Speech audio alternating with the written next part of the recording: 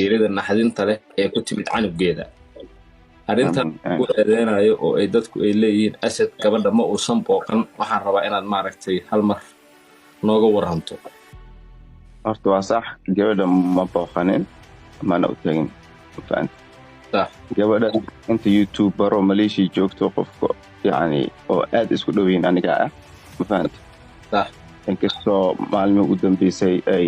yani wiilkeeda ay xanuunka ay la daryeelayso ma fahmi haddaad iga aaminsan tahay xumaan ii soo ducay haddii aad iga aaminsan tahay wanaagna ii soo ducay adiga i daawanaya sidaa waxaa leh yuutuubarka caanka ah ee lagu magacaabo Asad Xaajiyow oo baraha bulshada ay ku hadal hayaan dhammaan bulshaweynta Soomaaliyeed oo idil iyadoo ay ka fahansan yihiin qalad aad u weyn isagoo hosbitaal ku dhex jira isla mar ahaantaana live uu ku wareysanayo Ayuub Kaarlo waxaana uu sheegay in isagu u baahan yahay in bulshada Soomaaliyeed ay u soo duceyso muuqaalka intaan gudagalin fadlan muuqaalka la garee daawade oo la wadaag saaxiibadaada ku mahadsanid daawade ku soo biir channelkeena Ducaysana Media oo subscribe dheh barteena Facebook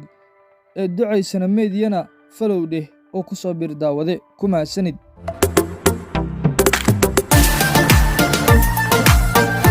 kulanti habboon saaxiibada aynu jecelnahay oo meel kasta oo aad dunida ka joogtaan waxaad ku soo dhawaataan channelkeena Ducaysana Media iyo Facebook page-keena Ducaysana Media oo alaabaan idinkugu soo gudbinno warbixinno idin xiiso geliya isla mar ahaantaana markaasi taagan kuwaas oo ku salaysan xaqiiqda baraha bulshada muddooyinkan dambe waxaa si aadan loogu hadal hayay saacadihii la soo dhaafay youtuberka caanka ah ee lagu magacaabo Asad Xaajiyow oo ay walaalo yihiin isna youtuberka caanka ahna fanaanka ee lagu magacaabo Arrimaheena ayaa waxaa lagu eedeynayaa in dhammaanba youtuberada Malaysia ku nool isla mar ahaantaana Soomaalida ah ay caawin u fidin waayeen gabar cunugeedii uu ka dhintay waa sida baraha bulshada daawadayaal lagu faafinayo Asad Xaajiyow oo Ayuub Kaarlo uu wax ka weydiinayo ama uu ku weydiinayo su'aalo ku saabsan arrinka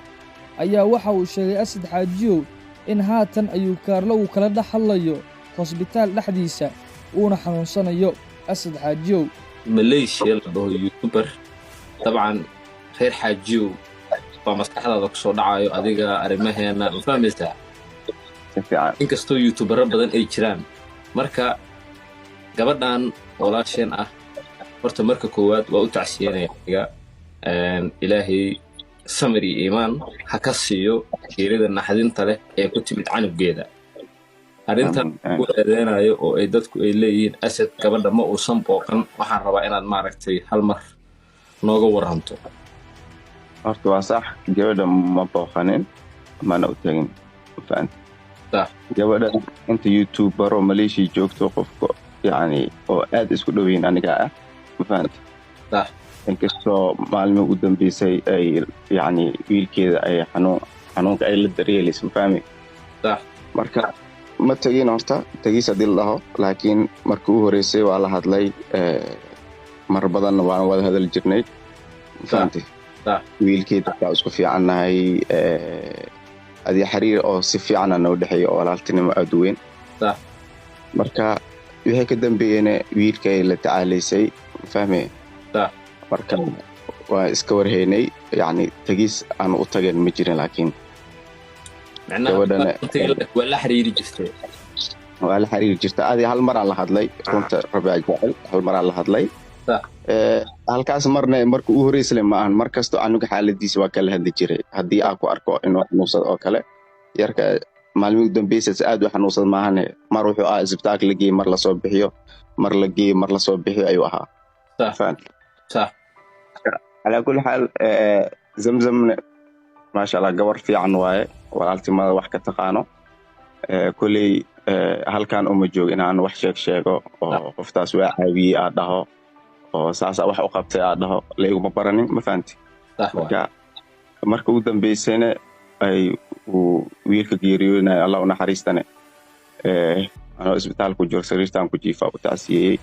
oo u sheegadan idan Ilaahay ku caafiyo dhahday ma fahanti صح marka wixii ka dambeeyay awood aan ku soo hadlaa awood aan YouTube-kii wax soo duubo ma balahayn ba isbitaalan ku jiraa dadka u maleeyo oo youtube-kii aan ka maqanahay inaan arrinkaas ugu maqanahay, arrinkaas uguma maqni. youtube anigaa leh, xilligaara wax soo gelinaa, xilligaara wax ma soo gelinayo. صح واي intii washams igu qaaday ama subscribe iga dhahday aan subscribe dhahday ama si khaldan wax loo soo sheegay laga soo yani sawir xun la soo tusay yani jooskiga leh yani jooska shal ii subscribe igu saareen haddana aan subscribe igu dhahin cid wuxuu ku leeyahay malahan ma fahmi. laakiin waxaa jira in si qaab khaldan oo ma qaab dulmaysan camal qofku wax loo soo sheego saas waa la soo dhaho ma fahanti. صح marka kulli waxaa halkan u joogaa walaaltinimo iyo Soomaalinimo in wax la isku sheego. kulli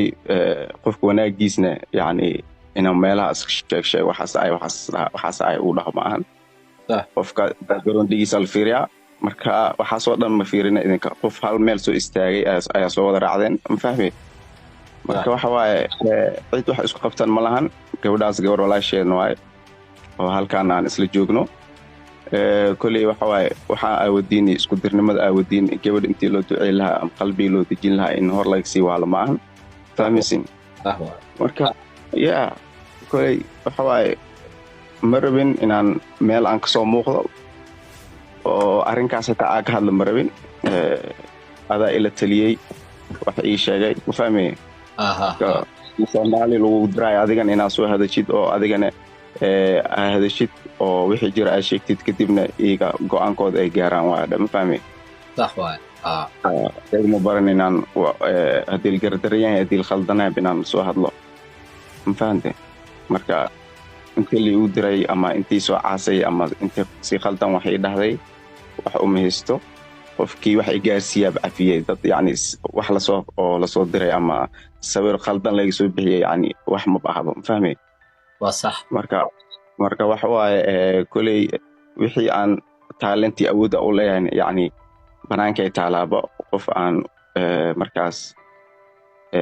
ama si khaldan qof waxa uu qaatay ma jiro makasta. macnaha waxaan ula jeedaa dad hadday saas ila rabeen inaan yani dhulka liigiyo ama washams liigu qaado still booskayga taaganahay. haddii washams la isku qaadana inta muuqaalka daawata dhan hal mar wada bixleed. صح ma fahantay. marka waxa waaye ayaa la degdegin waxa la hubsado. arrinkan waxaa la taagan yahay xil la isku duceyn lahaa, xil walaasheen niid loo dhis lahaa la taagan yahay yani in la sii khasab ma aha. صح waaye marka go'aanka u soo galnay yaa sababtaas waaye. Soomaaliya waad maqlaysaan ninka sidoo kale hadda markii aan ku soo wacay dadana waxay ugu dhaheen isbitaalku ma jiro oo waa fake ma fahantin. waxyaabaha aad diidanaa inaad kasoo hadlaa taase kaameradii aad boorso ku wataa igama harto ma fahantin. haddaa soo hadlo oo aan arrinkaas ma jiro lii dhaho waxaana isdimwaa in lii dhaha diidaa xaaladii caafimaad ana og ma fahmay. marka waxa waaye youtube-kaas aka maqanayo uma maqnina wax kale uu maqna uu yeelan waay darteeda ugu maqanayo maahane. alxamdulillah maskaxdeeda iyo ID-geyga iyo wixii aan ku socdo dhan notice-keyga ay qorshaysan yahay. dhammaan Soomaali weyn oo idil ayaa waxaa lagu yaqaanaa baraha bulshada markii wax yar qof uu tilaabo qaado in qofkaasi lagu dhago isla mar ahaantaana lagu sameeyo waxyaabo markaasi isaga looga been abuuranayo. Asad Xaajiyow inta dhammaan dadweynaha Soomaaliyeed ay ka aaminsan yihiin waa shakhsi qalbi furan isla mar ahaantaana naafo ah dareemi karana wax kasta oo qofka bini'aadanka ah uu u baahan yahay. balse daawade muuqaalka like saar ku mahadsanid daawashada muuqaalkan.